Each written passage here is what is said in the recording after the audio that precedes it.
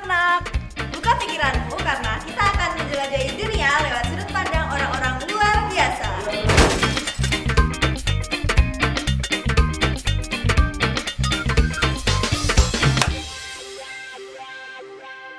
Assalamualaikum warahmatullahi wabarakatuh. Selamat pagi Sobat Aves. Selamat datang di podcast Everwaves bersama saya Hansana Akila yang akan memandu podcast pada episode hari ini.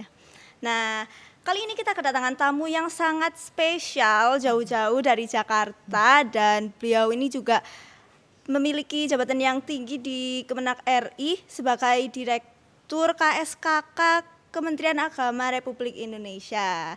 Nah, beliau ini adalah Profesor Dr. Hajah Nyanyu Khadijah, SAG MSI. Ya, Bu. Selamat pagi, Bu. Pagi. Apa kabar? Alhamdulillah, baik. Iya. Tadi sebelum kesini, sebelum ke Wonosobo itu dari Jakarta langsung atau ada destinasi lain, Bu? Dari Jakartanya 2 hari yang lalu. Langsung ke Wonosobo berarti? Iya, betul. Iya. Saya ini penasaran banget, Ibu kan menjabat sebagai KSKK. Direktur KSKK Iya, Madrasah. Direktur KSKK. Nah, KSKK itu kepanjangannya apa sih, Bu? Terus sebenarnya mengurusi apa? Oke, makasih Mbak Hansa. Iya. Selamat pagi anak-anakku sekalian. KSKK itu adalah singkatan dari kurikulum, sarana, kelembagaan, dan kesiswaan madrasah. Jadi Direktorat KSKK ini adalah direktorat yang khusus mengelola pengembangan, pembangunan, dan juga peningkatan kualitas madrasah dari sisi kurikulum, sarana, kelembagaan, dan juga kesiswaan. Wah, terdengar sangat wah gitu ya, Bu. Oh iya, ngomong-ngomong soal kurikulum, Bu. Kemarin saya itu ada baca-baca sedikit artikel ya terkait dengan kurikulum Kemenak ini. Terus saya mendapatkan sebuah poin kalau Kemenak ini lagi mengembangkan atau malah sudah membuat kurikulum yang namanya kurikulum cinta. Iya, Bu. Iya, betul. Nah, ini saya penasaran, kurikulum cinta ini rasanya kayak wow, kasih sayang banget gitu. Lalu itu tuh sebenarnya kenapa dinamai kurikulum cinta? Lalu isinya itu apa? Karena rasanya namanya itu udah sangat menarik gitu. Iya, betul. Ya, makasih Mbak Hansa. Jadi kurikulum cinta atau kadang disebut juga dengan kurikulum berbasis cinta, itu memang ada kata cinta di dalamnya. Tetapi sebenarnya itu bukan kurikulum yang baru.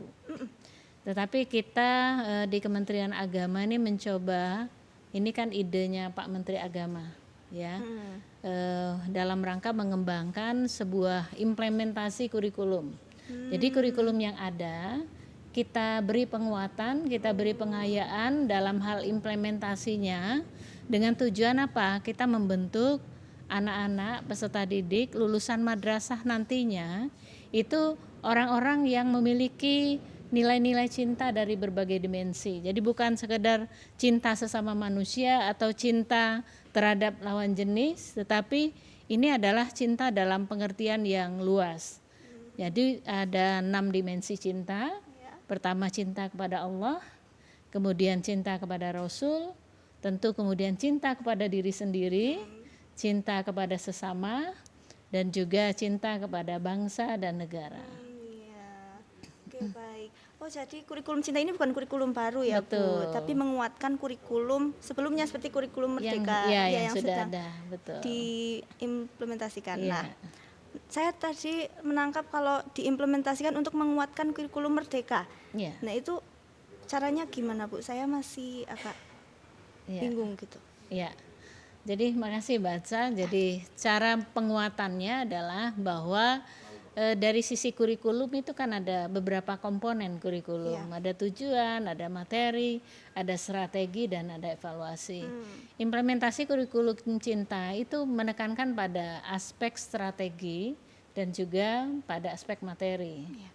Pada aspek strategi kita menawarkan atau menekankan pada penggunaan berbagai pendekatan dan strategi untuk bagaimana proses pembelajaran yang ada, baik itu dalam pembelajaran maupun juga di luar pembelajaran, itu bisa membangun pribadi, bisa membuat iklim yang bisa membuat peserta didik membangun menjadi pribadi yang memiliki kecintaan dalam 6 dimensi tadi. Iya.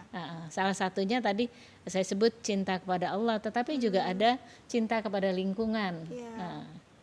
Kan kurikulum cinta ini sudah digagas gitu ya, Bu. Betul. Yang melatar belakangi itu apa sebenarnya? Oke, makasih. Jadi gagasan kurikulum cinta ini murni dari Pak Menteri Agama, Prof. Nasaruddin Umar. Itu berangkat dari kegelisahan beliau melihat fenomena dehumanisasi yang banyak terjadi saat ini. Kita lihat berbagai bentuk kekerasan, diskriminasi, dan juga kalau di sekolah adanya bully. Ya. Nah, ini membuat beliau merasa gelisah. Ada apa sih dengan pembelajaran kita? Ada apa sih dengan pendidikan kita? Di mana letak peran pendidikan agama? Itu yang seringkali beliau pertanyakan. Sehingga beliau munculkan gimana kalau kita mengimplementasikan kurikulum berbasis cinta.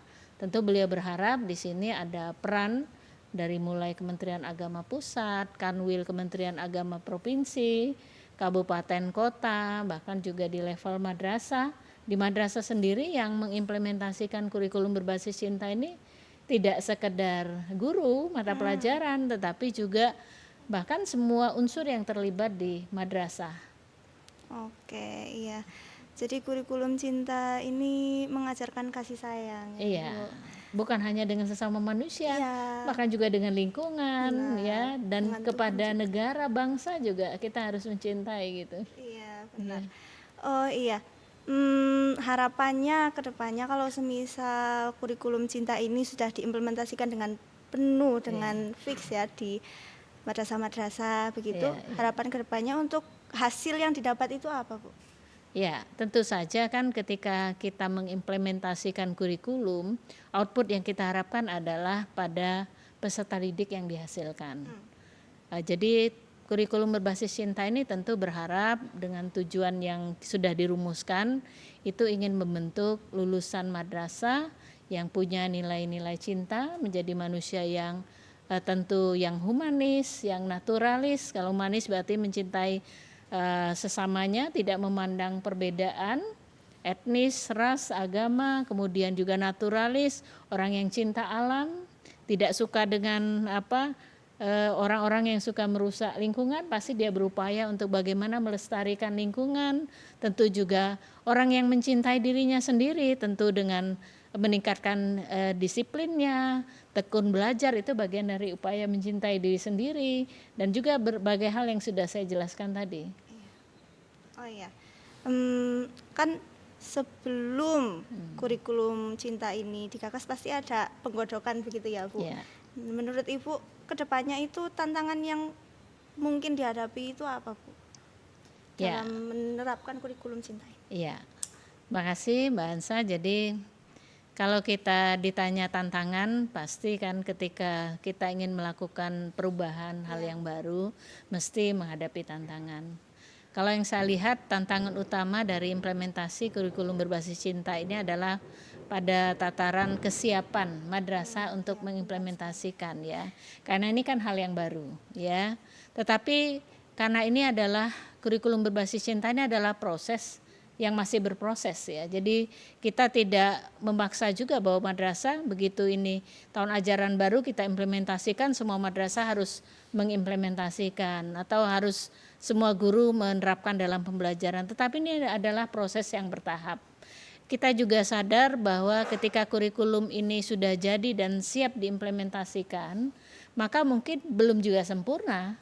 Nah, tentu dalam hal ini kita akan sangat mengharapkan masukan dari berbagai pihak. Meskipun sebenarnya tahapan proses sudah kita lakukan, ya, mulai dari setelah penyusunan kita sudah lakukan uji publik.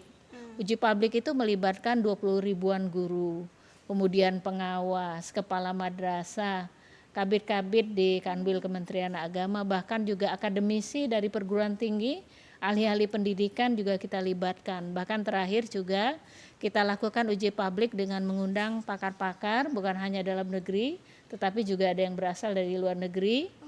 Salah satunya kalau yang dalam negeri itu adalah mantan Menteri Pendidikan Nasional Pak Muhammad Nuh. Kemudian ada mantan Dirjen Dikti Pak Fasli Jalal, kemudian ada Bu Nyai Alisa Wahid juga, banyak ya, termasuk Pak Prof Yudi Latif, pakar komunikasi publik yang juga ini tentu mengundang mereka dengan tujuan kita mendapatkan masukan-masukan. Nah, tetapi itu tadi, ketika ini sudah diimplementasikan, ini kan sekarang tahap piloting ya. Tahap piloting itu artinya kita menguji coba kurikulum ini di 12 madrasah di seluruh Indonesia. Nah, nanti kita juga akan mendapatkan masukan dari para guru. Yang ini berguna untuk penyempurnaan, sehingga harapan kita di tahun ajaran baru kurikulum berbasis cinta ini sudah siap dilaksanakan. Namun ketika sudah dilaksanakan juga masih terbuka peluang untuk kita lakukan perbaikan sesuai dengan kondisi yang ada di lapangan. Ya, Jadi 12 madrasah itu menyeluruh begitu Bu? Iya, ada level RA, ada MI, ada MTS, ada juga aliyah, dan lokasinya ada di Pulau Jawa, ada di Sumatera, ada di daerah timur. Berarti memang sangat menyeluruh ya Bu. Iya. Oke, saya ada satu pertanyaan lagi. Boleh. Kan Mandua Wonosobo ini juga menjadi salah satu madrasah yang nantinya kalau kurikulum cinta ini sudah jadi kan pasti bisa diterapkan di sini Iya, gitu insya Bu. Allah. Harapan Ibu khususnya untuk Mandua Wonosobo ini setelah menerapkan kurikulum cinta ini apa? Ya. Ya, tentu harapan saya untuk Mandua Wonosobo, tentu harapan kita mengimplementasikan ya kurikulum yang secara konseptual maupun dalam tahapan-tahapan uji coba dan piloting ini adalah kurikulum yang baik ya, dan mendapat penerimaan baik dari masyarakat. Kita harap Mandua bisa mengimplementasikan secara optimal, dan juga kita harapkan masukan-masukan nih dari para guru yang nanti ujung tombak implementasinya bisa menyampaikan kepada kita ya. Dan tentu harapannya kalau ini sudah diimplementasikan, Mandua Wonosobo bisa menghasilkan lulusan-lulusan yang menjadi kebanggaan, bukan hanya kebanggaan Mandua Wonosobo, bukan hanya kebanggaan Kabupaten Wonosobo atau Provinsi Jawa Tengah, tapi menjadi kebanggaan Indonesia. Menjadi manusia-manusia yang humanis, naturalis, inklusif, moderat, dan juga yang punya potensi untuk berkembang terus-menerus. Iya, nah Sobat Ave sudah dengar nih apa yang Ibu Nyanyu katakan tadi terkait dengan kurikulum cinta. Jadi intinya kurikulum cinta ini sangat mengedepankan kasih sayang dengan 6 aspeknya tadi ya Bu. Tuhan, lingkungan, diri sendiri, dan bangsa. Nah, jadi semoga informasi tadi yang Bu Nyanyu berikan bisa bermanfaat bagi kita semua, bagi Sobat Aves. Terima kasih atas waktunya Bu Nyanyu.